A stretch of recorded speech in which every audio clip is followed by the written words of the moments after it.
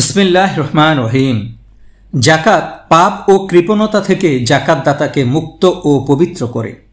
সম্পদের কিছু অংশ দ্বারা অবশিষ্ট সম্পদ পবিত্র হয় বলেই জাকাতের নামকরণ করা হয়েছে। জাকাত প্রদানের ফলে ধন সম্পদ কমে না, বরং বৃদ্ধি পায়।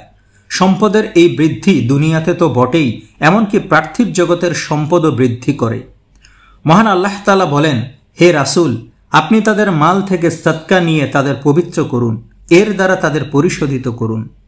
আর যে পবিত্র হওয়ার উদ্দেশ্যে নিজের ধন সম্পদ দান করে, সেই অতীব পরহেজগার, তাকে ওই আগুন থেকে দূরে রাখা হবে। আব্দুল্লাহ ইবনে আমর রাদিয়াল্লাহু তাআলা আনহু থেকে বর্ণিত, তিনি বলেন, রাসূলুল্লাহ সাল্লাল্লাহু আলাইহি ওয়াসাল্লাম ইরশাদ করেন, আমাকে মানুষদের সাথে লড়াই করার আদেশ দেয়া হয়েছে যে পর্যন্ত না তারা এ কথার সাক্ষী দেয় যে আল্লাহ ব্যতীত আর কোনো ইলাহ নেই এবং মুহাম্মদ সাল্লাল্লাহু আলাইহি ওয়াসাল্লাম আল্লাহ রাসূল। আর যে পর্যন্ত না তারা সালাত কায়েম করে ও জাকাত দেয়।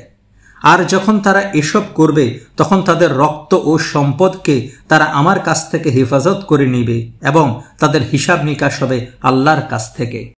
জাকাত সম্পদকে পবিত্র করে, মানুষের আত্মাকে কলুষতা থেকে পাক সাফ করে। জাকাত প্রদান লোভ ও অর্থের প্রতি মানুষের যে মোহ, তার বিপরীতে কাজ করে। ধনী গরিবের মধ্যে মমতা, ভালোবাসা ও পারস্পরিক শ্রদ্ধাবোধ সৃষ্টি হয় এবং ভ্রাতৃত্বের সেতুবন্ধন সুদৃঢ় হয়। মহান আল্লাহ তাআলা বলেন, তোমরা যা ভালোবাসো তা হতে ব্যয় না করা পর্যন্ত তোমরা কখনো পুণ্য লাভ করতে পারবে না। আপাত দৃষ্টিতে মনে হতে পারে জাকাত প্রদানের মাধ্যমে সম্পদ কমে যায়, কিন্তু এ ধারণা সম্পূর্ণ ভুল। জাকাত সম্পদ বৃদ্ধি করে এবং এর মাধ্যমে আল্লাহর সন্তুষ্টি অর্জিত হয়। মহান আল্লাহ তাআলা বলেন, আমার প্রতিপালক তো তার বান্দাদের মধ্যে যার প্রতি ইচ্ছা রিজিক বর্ধিত করেন এবং যার প্রতি ইচ্ছা সীমিত করেন। মহান আল্লাহ তাআলা জাকাতকে ইসলামে ভ্রাতৃত্বের সীমার মধ্যে শামিল হওয়ার অন্যতম শর্ত হিসেবে ঘোষণা করেছেন। তিনি বলেন, যদি তারা তওবা করে, সালাত কায়েম করে এবং জাকাত দেয়, তবে তারা তোমাদের দ্বীনী ভাই। আল্লাহর রহমত পাওয়ার অন্যতম শর্ত হল জাকাত।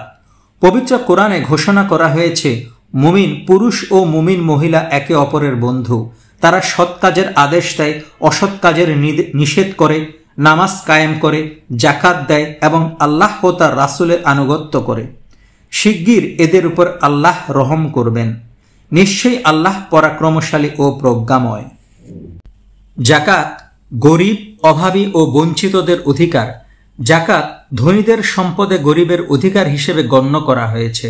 জাকাত না দেওয়ার মানে হল গরিবকে তার প্রকৃত অধিকার থেকে বঞ্চিত করা। মহান আল্লাহ তাআলা বলেন, ফাতি যাল কুরবা হাক্কাহু ওয়াল মিসকিন ওয়াবনাস সাবিলি যালিকা খায়রুল লিল্লাযীনা ইউরিদুনা ওয়াজহাল্লাহ ওয়া উলাইকা হুমুল মুফলিহুন। অতএব আত্মীয়কে দিবে তার হক এবং অভাবগ্রস্ত ও মুসাফিরকেও। যারা আল্লাহ সন্তুষ্টি কামনা করে তাদের জন্য এটাই শ্রেয় এবং তারাই সফল কাম। মহান আল্লাহ তাআলা আরো বলেন, ধনীদের সম্পদের মধ্যে ভিক্ষুক ও বঞ্চিতদের জন্য নির্দিষ্ট অধিকার রয়েছে। সবচেয়ে লাভজনক ব্যবসা। অবিশ্বাসীরা জানমালের পুঁজিকে দুনিয়ায় সাফল্য অর্জনের উদ্দেশ্যে বিনিয়োগ করে, আর বিশ্বাসীরা তা মহান আল্লাহ তাআলার সন্তুষ্টি ও চিরস্থায়ী সুখ শান্তির উদ্দেশ্যে বিনিয়োগ করে। পবিত্র কোরআনে একে ব্যবসার সাথে তুলনা করা হয়েছে। আর যারা জাকাত প্রদান করে, খরচ করে, তাদের জন্য এটাকে লাভজনক ব্যবসা বলেছেন মহান আল্লাহ তাআলা। মহান আল্লাহ তাআলা বলেন, ইন্নাল্লাযীনা ইয়াতলুনা কিতাবাল্লাহি ওয়া আকামুস সালাতা ওয়া আনফাকু মিম্মা রাযাকনাহুম সিররা ওয়া আলানিয়াতান ইয়ারজুনা তিজারাতান লান তাবুর। যারা আল্লাহর গ্রন্থ পড়ে, নামাজ কায়েম করে এবং আমি তাদের যা কিছু রিজিক দিয়েছি তা থেকে গোপনে ও প্রকাশ্যে খরচ করে, নিশ্চয়ই তারা এমন এক ব্যবসায়ের আশা করে যার মধ্যে কখনো লোকসান হবে না। যে ব্যক্তি সঠিকভাবে নামাজ আদায় করে ও জাকাত প্রদান করে, তার ব্যবসায় কখনো লোকসান হবে না। তার ব্যবসাই সবচেয়ে লাভজনক ব্যবসা হবে। এই আয়াতে মহান আল্লাহ পাক তাই বলেছেন। আমার রহমত সবকিছুতে পরিব্যাপ্ত রয়েছে, সুতরাং আমি তা তাদের জন্য নির্ধারিত করব যারা তাকওয়া অবলম্বন করে, জাকাত দেয় এবং আমার নিদর্শনের প্রতি ঈমান রাখে।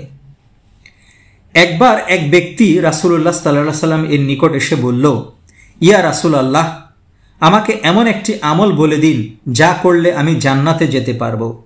রাসূলুল্লাহ সাল্লাল্লাহু আলাইহি ওয়াসাল্লাম বলেন, আল্লাহর ইবাদত করো, তার সাথে আর কোনো কিছুকে শরিক করবে না, নিয়মিত সালাত কায়েম করো, ফরজ জাকাত আদায় করো এবং রমজানের রোজা পালন করো।